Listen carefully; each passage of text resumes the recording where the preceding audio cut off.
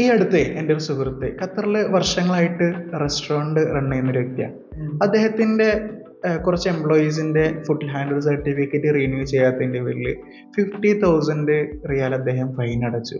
പോരാത്തതിന് ഉള്ള മിനിസ്ട്രിയിൽ കുറേ കയറി ഇറങ്ങി അദ്ദേഹത്തിൻ്റെ ഒരുപാട് സമയം വേസ്റ്റായി.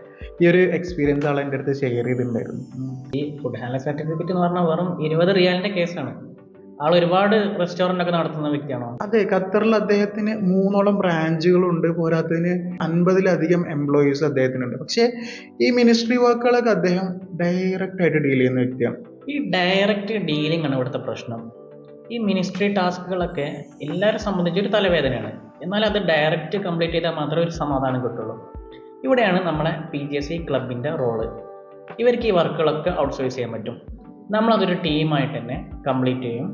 അത് അവർ അപ്ഡേറ്റ് ചെയ്യും. അതിൻ്റെ ഫോളോ അപ്പും കാര്യങ്ങളൊക്കെ ചെയ്യും.